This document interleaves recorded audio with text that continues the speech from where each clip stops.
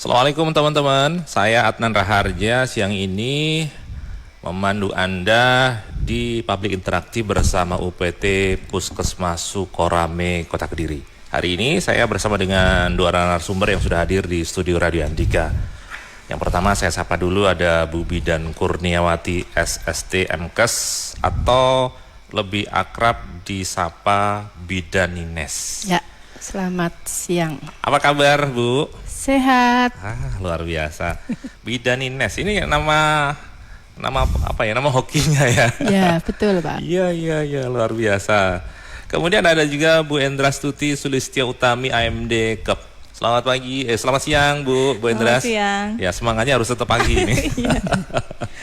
Ya, hari ini kita membahas tentang topik atau tema pencegahan kanker leher rahim, kanker payudara, dan penyakit menular seksual. Teman-teman nanti juga bisa berinteraksi, tanya-tanya seputar tema kita. Sepertinya yang dibahas ini cukup sesuatu yang mengerikan gitu, penyakit-penyakit yang harus dihindari kita, terutama untuk para wanita ya Bu ya. Betul. Bisa dijelaskan sebenarnya masing-masing ketiga ini, kanker leher rahim atau serviks, kemudian payudara, dan juga PMS, penyakit menular seksual. Masing-masing seperti apa sih Bu? Ya, Mas Adnan, terima kasih saya mau menjelaskan. Memang kanker leher rahim ini merupakan masalah besar untuk khususnya untuk perempuan. Ya. Dan angka kematiannya sangat tinggi loh Mas. Oh ya? Iya, dari dunia itu urutan kedua. Wah. Bayangkan. Padahal itu kalau misalnya diobati, Ya. dia perempuan itu kan sukanya ke salon gitu ya. Paling enggak dia salon bawahnya itu rutin. Oh. Nah, itu sebetulnya kalau ditahu itu akan bisa disembuhkan secara total, dan fasilitas di puskesmas itu ada juga dan gratis. Oh, ini yang mungkin belum banyak orang mengetahui ya. Fasilitas ini yang bisa dimanfaatkan masyarakat itu tadi secara gratis ya Bu ya. Sebetulnya kita sudah dari puskesmas, kemudian itu sudah banyak melakukan event-event besar tentang bagaimana kita melakukan pemeriksaan kanker serviks itu, atau itu dengan gratis, dan setiap event dalam 1 tahun itu bisa 2-3 kali. Baik kita merangkul dari PKK itu maupun puskesmas sendiri, karena tenaga profesionalnya kan ada di puskesmas, penggeraknya itu juga sudah seperti itu. Tetapi minat masyarakat itu tidak tahu, mereka merasa takut. Takut karena memang di situ itu pastikan kita tidak bisa hanya ngomong saja secara subjektif, tetapi harus dibuka seperti itu. Nah, itu mungkin merasa tabu seperti itu. Kita sudah puskesmas sudah dengan berbagai cara melakukan edukasi, baik melalui kecamatan, kemudian melalui kelurahan, bahkan kita ditarget sebetulnya. Tetapi masih saja sulit. Dengan berbagai alasan seperti itu. Kesadaran masyarakat yang masih kurang. Betul, apalagi ini 2 tahun ya setelah pandemi itu memang lumpuh untuk kegiatan seperti itu gitu. Begitu terasa atau sudah kondisi serius baru masyarakat berobat. Betul. Nah, itu yang akhirnya angka kematiannya tinggi. Padahal itu bisa 0, bisa 0 kalau mau benar-benar disiplin, seperti orang suntik KB. Ini saya waktunya periksa. Orang suntik KB itu enggak usah disuruh kan. Mereka waktunya suntik datang. Harapannya sebetulnya seperti itu. Jadi sebetulnya tingkat pengetahuan masyarakat ya yang harus memang kita galakkan itu. Bisakah dicegah atau dideteksi dini dari diri sendiri Bu? Mungkin ada semacam pemeriksaan secara mandiri yang dilakukan sebelum kita tadi, karena ada masalah mungkin mindsetnya tabu, nggak berani atau takut dan seterusnya. Mungkin dari diri sendiri, si masyarakatnya sendiri, apakah bisa melakukan itu? Kemudian nanti kalau sudah ada indikasi itu bisa konsultasi lebih lanjut ke puskesmas. Sangat bisa. Memang pemicunya itu memang berganti-ganti pasangan. Nanti itu Bu Endras ini bagaimana menjelaskan supaya bagaimana untuk menghindari berganti-ganti gitu ya Bu Endras ya. Nah, itu resiko. Jadi pemicunya. Kemudian tentunya personal hygiene. Tapi memang pemicu yang awal itu sering berganti-ganti resiko dan tidak pernah periksa itu mereka. Akhirnya tahunya sudah stadiumnya sudah itu. Sebetulnya untuk kanker leher rahim itu sama tadi seperti yang saya sebutkan tadi, kayak orang suntik KB harusnya seperti itu. Ya, karena memang rutin. Di bawah itu kan kotor ya. Itu kan kebun binatang, semua bisa masuk kan gitu ya. Gitu ya Bu Endras ya. Ini pakarnya ini gitu. Kalau masalah di bawah itu. Nah, itu kan seperti kebun binatang, jadi kita tidak tahu. Makanya sekarang ini kalau Puskesmas itu ada semacam dari SD itu sudah ada imunisasinya untuk kanker serviks itu. Dan gratis. Itu pun masih ada orang tua yang tidak boleh. Gratis dan itu yang gradasi, yang gratis, yang mahal, yang ada 7 item yang bisa dibunuh dengan kuman itu. Dulu itu sulit, kita harus beli, tapi sekarang pemerintah benar-benar mengadakan itu dan itu program imunisasi untuk anak SD, perempuan khususnya gitu. Sekarang saya geser ke Bu Endras ya. Sekarang dari tadi senyum-senyum mungkin bisa menambahkan sebenarnya seberapa sulit atau apa ya halangan-halangan yang terjadi di masyarakat sehingga kok sampai kanker serviks angkanya tinggi tadi. Iya, mungkin kalau pengetahuan saya rasa mungkin sudah banyak yang tahu, cuman karena malu itu kadang-kadang malu untuk diperiksa, kadang seperti itu, terus merasa nggak ada gejala seperti itu. Baru kalau ada gejala menjurus ke situ bingung ke puskesmas. Ya, jadi taunya sudah stadium yang lanjut ya Bu Nines ya. Gitu. Seperti itu. Ya tadi untuk pendeteksian mandiri apa yang harus dilakukan? Mungkin apa tanda-tanda atau seperti tanda. Apa yang sebagai early warning lah kira-kira? Sebenarnya untuk tanda pastinya itu nggak bisa dijelaskan. Oh ini pasti seperti ini enggak. Tapi kebanyakan itu yang nomor satu adalah gejalanya keputihan. Ya keputihan yang tidak biasa. Biasanya kalau keputihan normal itu kan tidak berwarna, bening seperti itu, tidak berbau, tidak ada rasa gatal dan sebagainya. Tapi yang kebanyakan selama ini pasien-pasien yang datang yang sudah in situ atau yang sudah ke cancer itu kebanyakan gejalanya itu keputihan yang bukan lendir tapi air. Air disertai dengan darah ya seperti itu. Tapi tidak yang darah pendarahan. Baru ketika kita cek ternyata sudah ada rasa nyeri ya. Gitu nyerinya terkadang ada yang nyeri, ada yang enggak. Oh, malah itu yang mungkin sering diabaikan itu dianggap biasa ya. Kalau sudah karsinoma biasanya yang nyeri banget.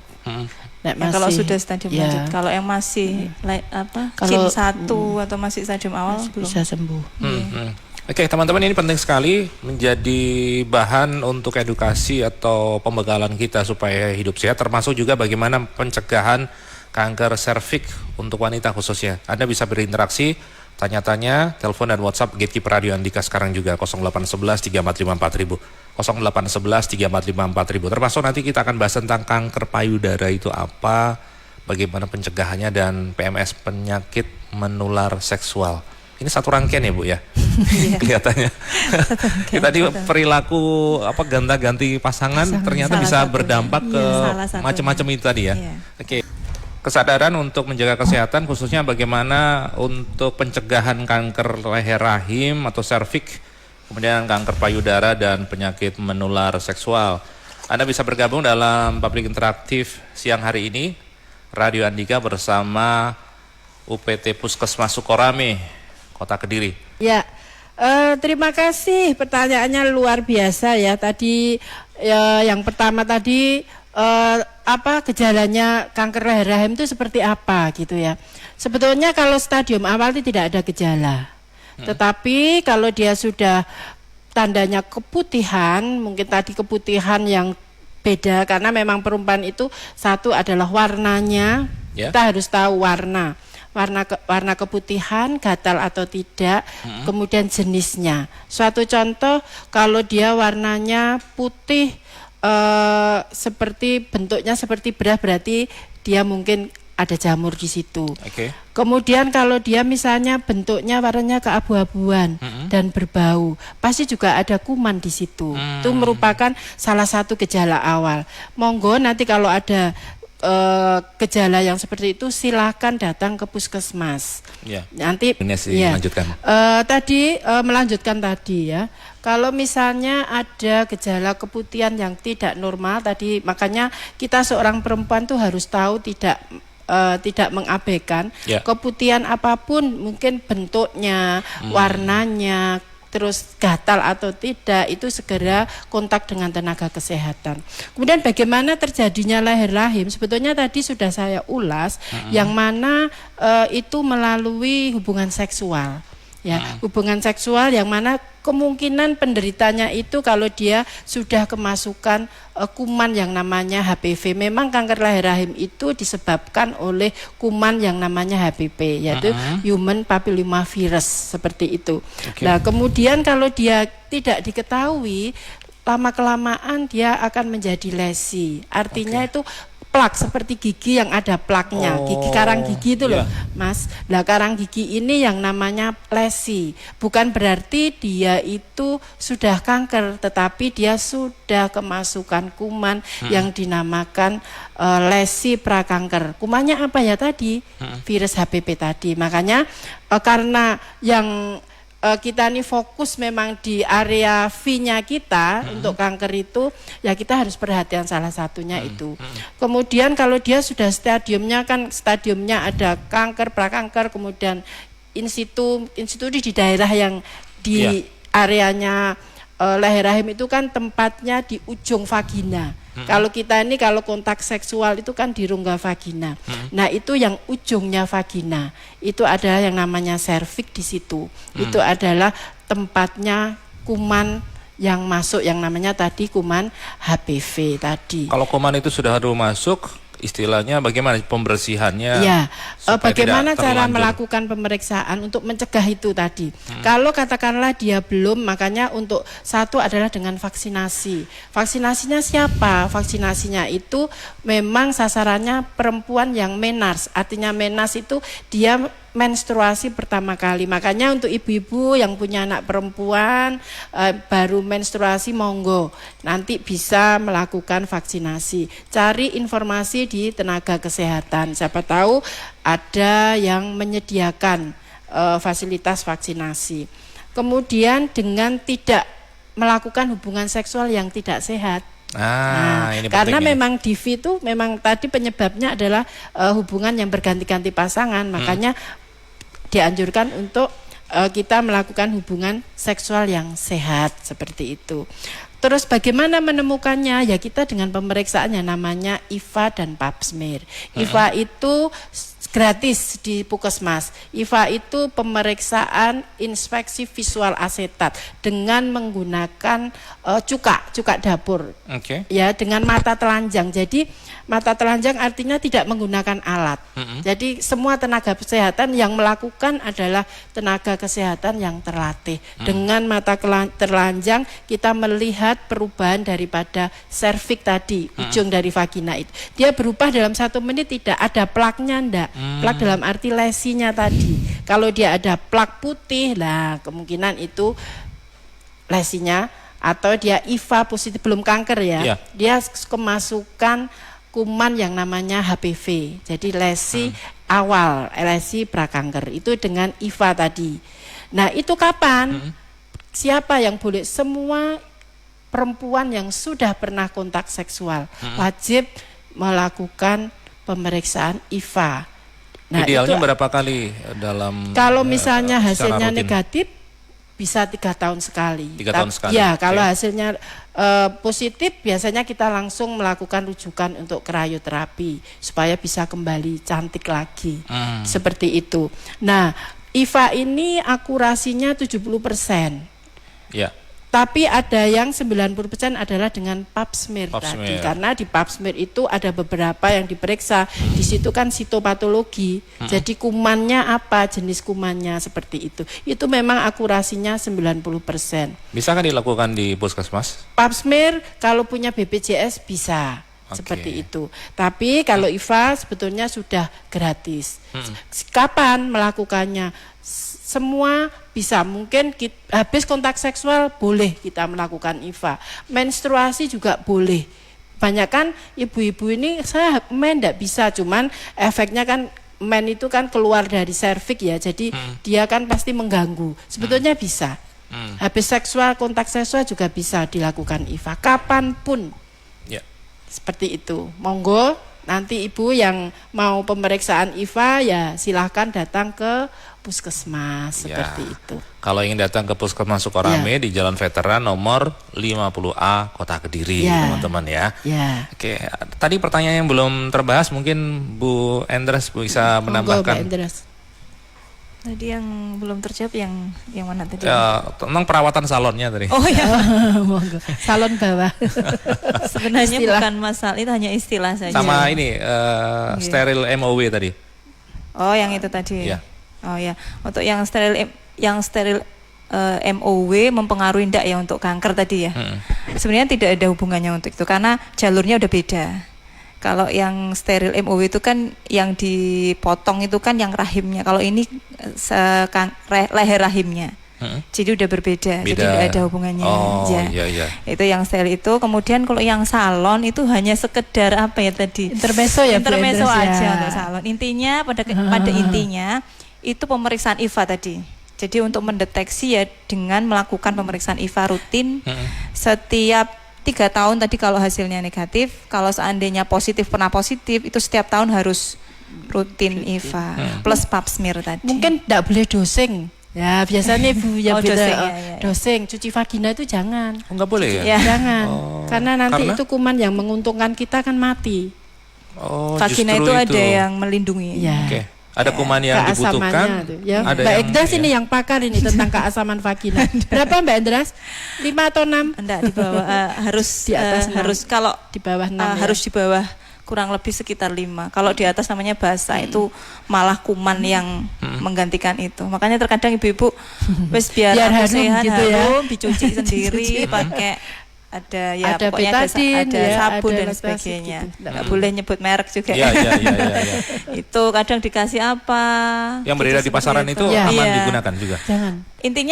Intinya untuk menjaga kebersihannya hanya cukup ketika setelah selesai buang air besar atau kecil itu dibilas gitu terus dikeringkan, sudah seperti itu.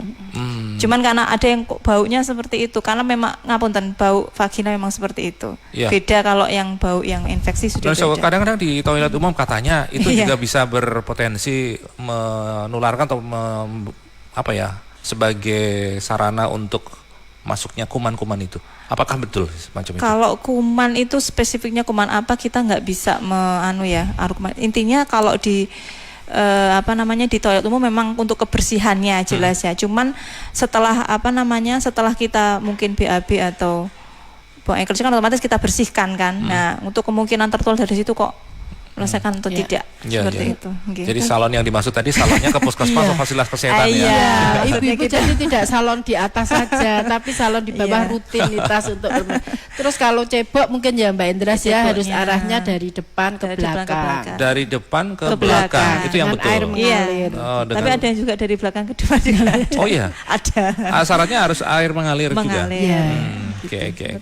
Itu nanti kita lanjutkan lagi. Semakin seru teman-teman. Anda bisa bergabung telepon dan WhatsApp Gatekeep Radio Nika 0811 345 4000 0811 345 4000 masih membahas tentang topik pencegahan kanker leher rahim, kanker payudara dan penyakit menular seksual bersama narasumber ada Bidan Kurniawati SST MKes dan juga Bu Endrastuti Sulistyo Utami AMD KEP. Oke, lanjut ke Ayu. Bergabung Bu Nurul di Jalan Dr. Saharjo, Campurjo, Kota Kediri. Bu Nurul. Iya, selamat siang. Monggo Bu. Silahkan langsung ke pertanyaannya. Hepatitis, Pak. Jadi saya mau tanya, kalau kanker serviks itu apa bisa menular ke anak perempuannya ya? Terus kalau kan ibu saya dulu kan pernah terus di kemo. Terus kalau masih stadium 1 atau 2 itu apa bisa sembuh ya? Total, maksudnya sembuh total gitu loh. Oke. Itu saja. Terus satu lagi. kan hasil IVA itu katanya ada jamur, itu apa berbahaya ya? Apa termasuk kanker serviks itu ya? Oke. IVA jamur berbahaya atau ya penjelasannya ya. Iya. Baik. Bu Nurul. Terima kasih sudah bergabung. Bu Nurul dari Dr. Saharjo Kediri. Monggo ditanggapi. Bu Endras. Oke. Saya Pak. Iya, Oke. Apa itu? Yang HPV. Oke, tadi perbedaan HPV dengan HBV ya. Kalau HPV human papillomavirus, kalau HBV itu hepatitis. Jadi berbeda. Berbeda ya. Berbeda. Sama virusnya Sama mungkin virusnya. ya. Virusnya Cuman sama. penyakit yang Satunya menyerang penyebabnya hati, beda. ya. Kalau yang satunya menyerang liver, satunya yang di serviks Jurusannya beda ya. Udah beda jauh. Jalurnya beda. Iya. Mungkin yang keputihan tadi Mbak Endras, yang Yang jamur kanker tadi ya. Yang pertama masalah kanker serviks tadi apakah nular ya? Iya. Intinya menular tidak. Bisa diturunkan ke anaknya nggak kira-kira? Tapi iya, emang DNA. Makanya ketika ada seorang yang kena kanker apapun, payudara atau apapun, itu mesti kita tanya jalurnya. Intinya ada nggak dari keturunan itu? Mungkin pemicu ya Mbak Endras ya, pemicu. Ya, pemicu. Jadi sebenarnya semua punya sebenarnya, cuman pemicunya. karek itu loh, apa pemicunya itu loh. Pemicunya Gimana? keturunan ya. Iya, salah satu keturunan itu yang salah satu penyebabnya. Tidak hanya sekedar hubungan seks bebas itu tadi. Ya, tidak menular tapi menurun. Oke, berkaitan dengan tadi IVA tadi. Untuk yang IVA, untuk yang stadium tadi yang belum terjawab, stadium 1, 2 tadi apa bisa sembuh? Intinya kalau sudah misalkan diketahui dari awal, kemungkinan besar bisa sembuh, tapi tergantung dari individunya. Ada yang terkadang ketika sudah didiagnosis kanker itu langsung drop itu langsung dia stres, itu yang menyebabkan dia penurunan daya tahan tubuh, malah tambah dia ke stadium akhir. Tapi kalau yang pasiennya tadi semangat untuk berobat dan juga untuk mengatur pola hidup dan lain sebagainya, kebanyakan kok bisa sembuh. Cuman nanti setelah sembuh itu nggak sesuka hati, jadi mulai diatur pola makannya seperti itu. Ada batasan-batasan yang harus juga, dijaga ya, betul ya. Perjalanannya lama loh. Iya, perjalanannya kanker serviks itu lama. Tidak hanya 1 tahun sampai bertahun-tahun. Bertahun-tahun bisa 10 sampai 15 tahun. Kalau dari awal kemasukan kuman itu bisa sampai 6 tahun. Kalau tidak dirawat bisa terjadi stadium 1. Berarti gitu. Makanya di kalau awal nggak waspada panennya sakit justru nanti di masa tua ya. Iya. Dan lama kan berarti bisa sembuh. Betul Bu. Ya, tadi belum tersinggung berkaitan dengan kanker payudara. Bu Endras atau Bu Nines mungkin bisa memberikan gambaran tentang itu. Ya, kanker payudara itu kan penyakit tumor ya. Kalau tumor ganas, kalau kita bicara kanker berarti ganas kan gitu. Kalau tumor itu dalam arti masih jinak. Tapi kalau kanker payudara itu penyakit tumor ganas di seluruh jaringan payudara. Nah, di seluruh jaringan payudara itu jaringan kulit payudara yang dapat menyebar. Jadi payudara ini kan banyak sekali jaringan. Di situ ada kelenjar lemaknya, kemudian ada alveolinya di situ, jadi memang mudah terkena. Makanya pada penderita setiap remaja itu yang sudah menstruasi kan dia harus setelah menstruasi harus sering melakukan deteksi dalam arti pemeriksaan payudara secara mandiri. Nah, harapannya kalau ada benjolan ya segera konsultasi. Karena benjolan itu belum tentu kanker, bisa saja dia masih dalam bentuk belum ganas. Dan itu bisa disembuhkan seperti itu. Perjalanannya sama panjang juga. Seperti itu. Memang perempuan itu hormonnya itu sangat memicu untuk ke sana, karena memicu untuk kalau kita tidak berpola hidup sehat, kemudian tidak tanggap dengan keadaan diri kita, ya bisa terjadi kalau ada benjolan, benjolan biasa saja, atau mungkin dikatakan sama dokter dianjurkan untuk diangkat benjolannya, dia tidak mau, nanti kalau sudah besar baru merasakan. Nah, itu yang bahayanya untuk kanker payudara seperti itu. Berkaitan dengan tema kita kanker serviks, kanker payudara dan PMS, penyakit menular seksual. Tadi ada benang merah yang disampaikan, ada resiko ketika melakukan hubungan seksual gampang gonta-ganti tadi. Ini kira-kira seperti apa bisa dijelaskan Bu Endras? Ini. Yang setiap hari beliaunya ini menangani itu kalau di puskesmas gitu. Iya. Jadi jam terbangnya luar biasa. Pakarnya di bidang itu ya. Iya, pakarnya di bidang itu gitu. Monggo Bu Indra. Iya, sebenarnya untuk PMS atau infeksi menular seksual itu banyak sekali macamnya. Tapi untuk ada beberapa IMS yang bisa menyebabkan ke kanker serviks tadi, salah satunya adalah kondiloma acuminata atau jengger ayam. Itu penyebabnya juga sama HPV, cuman tipenya beda. Seperti itu. Jadi lah untuk yang jengger tuh gejalanya seperti apa? Jengger ayam, perso jengger ayam nggih Mas. Itu jengger itu ada di kemaluan, bisa di vagina, bisa di kemaluan laki-laki, penis, dan juga di anus. Itu juga ada. Jadi itu virusnya juga namanya HPV, cuman tipenya aja beda. Tapi bisa ke situ karena virusnya kan sama, cuman tipenya aja beda. Kemungkinan besar bisa menyebabkan kanker serviks. Itu makan proses yang panjang juga. Panjang juga sama. Makanya kan mungkin teman-teman yang merasa berisiko yang pernah kena itu diusahakan ya harus wajib periksa IVA itu tadi. Banyak pertanyaan yang sudah masuk tadi ya.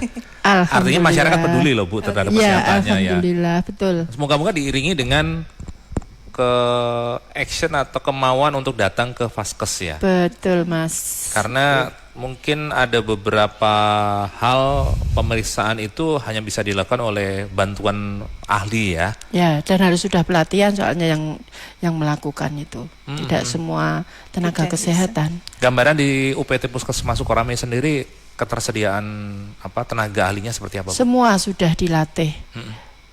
Seperti itu. Sudah siap artinya membantu masyarakat ya? Sangat siap. Berkaitan dengan tadi ya PMS tadi, sepertinya Bu Endres masih agak sedikit saja membuka itu ya benarnya ya. Itu. Karena padahal itu kan semacam pintu masuk berbagai macam resiko. Nah kira-kira bagaimana Bu Endres mungkin bisa ditambahkan? Ya tadi saya tambahkan tentang kondiloma acuminata tadi kan memang penyebabnya sama dari penyebab untuk kanker serviks yaitu HPV tadi, cuma tipenya beda. Gejalanya apa? Yaitu tadi ada jengger ayam. Jadi seperti kutil ya. Kutil tapi yang berbuku-buku. Perso itu ya, jengger ayamnya itu ya. Itu cuma enggak sebesar, ada yang besar seperti ada yang kecil-kecil. Itu ada di kemaluan seperti itu. Dan itu ada yang merasa ada yang tidak ada rasanya, ada yang gatal seperti itu. Tapi kebanyakan tidak ada rasanya, cuman ketidaknyamanan aja karena adanya benjolan tadi. Seberapa bahaya itu sebenarnya? Bahayanya yaitu tadi kalau nggak segera ditangani nanti kan bisa menyebar ke dalam. Dan itu pengobatannya juga sebenarnya itu hanya menghilangkan itu saja, jadi jenggernya dihilangkan, tapi untuk virusnya tetap ada sebenarnya. Dengan cara operasi atau gimana Bu? Ada yang diinsisi bisa, di counter bisa, ada yang ditetesin pedofilin tinctur namanya. Itu bisa merotol sendiri. Begitu. Iya. Cuman ya itu obatnya itu kalau sampai kan ada penata rasa sendiri. Jadi ada kalau di jengger ayam itu kan yang kutilnya itu yang bermasalah. Lah yang di sebelahnya itu kan tidak bermasalah. Kalau kena obatnya tadi itu panasnya luar biasa. Ya seperti makanya dikasih vaselin seperti itu. Makanya kalau yang kena IMS apapun itu sebenarnya tidak enak pengobatannya itu. Jadi ada yang jangka panjang, ada yang obatnya sampai seumur hidup, ada yang disuntik kanan kiri bokongnya sampai nyerinya luar biasa sebenarnya seperti itu. Cuman enggak tahu kenapa ini kasusnya kok banyak sekali tetap. Mungkin itu ya Mbak Endras ya. Kan biasanya yang periksa itu yang korban saja. Seharusnya kalau pasangan itu dua-duanya harusnya periksa.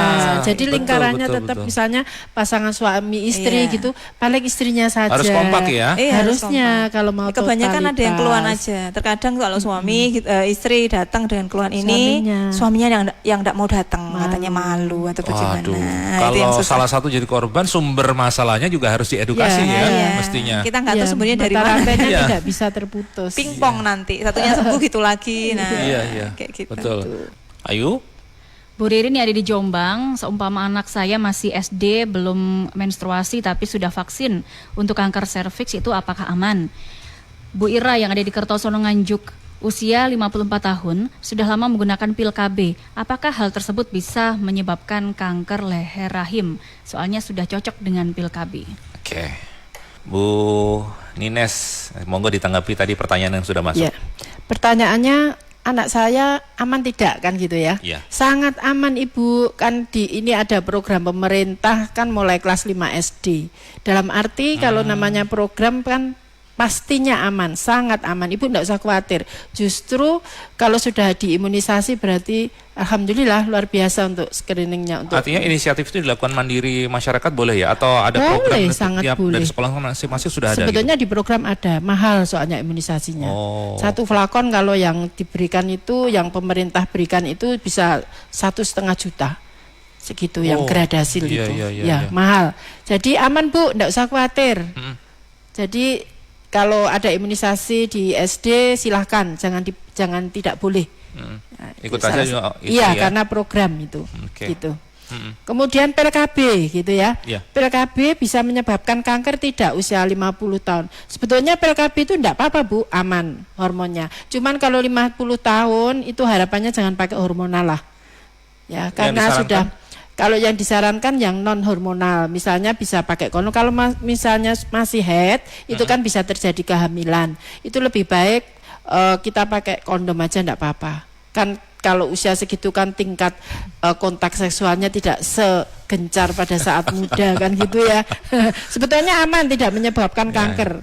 Makanya kalau ikut pil, ikut jadi aseptor itu pasti sebelumnya kan di screening sama tenaga kesehatan. Aman tidaknya. Kalau ibu tidak boleh beli KB itu langsung di apotek sendiri, jadi harus ada screeningnya. Makanya kalau waktu pil habis pasti ditanya kan, ada keluhan tidak, seperti itu. Jadi tidak ada pengaruhnya. Yang penting kan ibu sudah di screening sebelum pengguna pil seperti itu. Semua kontrasepsi kalau sebagai pengguna awal pasti dilakukan screening. Jadi tidak usah takut. Bu Endras, mungkin ada yang ditambahkan berkaitan dengan di pesan-pesan yang mungkin belum sempat disampaikan, Bu. Ya, secara untuk kesimpulannya yang pertama yaitu tadi tentang serviks ya. Kita tekankan karena sekarang juga kasus serviks kanker juga tinggi. Kita motivasi yang tadi yang sudah aktif berhubungan seksual, apalagi yang di atas 35 tahun, monggo untuk cek IVA pemeriksaan IVA di Puskesmas Sukorame atau juga Pap smear boleh. IMS ya Mbak Indra. Ya, kemudian kalau seandainya ada keluhan-keluhan keputihan, jangan paranoid dulu. Intinya enggak semua keputihan itu pasti serviks atau kanker. Betul. Jadi bisa karena mungkin kebersihannya kurang dan lain-lain. Intinya tetap harus diperiksakan dulu ke Puskesmas, jangan diobati sendiri. Intinya seperti itu. Butuh bantuan ahli. Jangan doseng gitu ya. Terus cuci vagina juga seperti itu, boleh dicuci tapi dengan air mengalir saja terus dikeringkan. Ya, kami siap melayani untuk pemeriksaan EVA setiap hari Selasa sama Jumat ya. Kalau IMS-nya Mbak Indra? IMS-nya sebenarnya monggo, cuman karena petugasnya juga terbatas. Janjian dulu berarti bisa ya. Bisa janjian gitu. Siap. Semoga kita bisa menjaga kesehatan. Kalau memang sudah ada tanda-tanda itu tadi yang disebutkan oleh Bu Endras dan juga Bu Nines, langsung datang ke fasilitas kesehatan, ini langkah yang bijak ya. Iya, betul. Seperti itu. Bu Nines, Bu Endras, terima kasih rawuhnya di Studio Radio Andika. Terima kasih. Sampai jumpa. Ya, kami juga menunggu ibu-ibu ya yang harus aktif untuk datang ke Puskesmas periksa IVA-nya. Ya. Teman-teman, itu tadi perbincangan saya bersama dengan Bidan Kurniawati SST MKes, Bidan Nines, dan juga Bu Endras Tuti Sulistyo Utami AMD Cup dari UPT Puskesmas Sukorame Kota Kediri. Semoga kita bisa menjaga kesehatan dengan baik, teman-teman. Kalau ingin butuh layanan kesehatan ke Puskesmas Sukorame atau Puskesmas terdekat, Anda bisa langsung lakukan untuk menjaga kesehatan kita.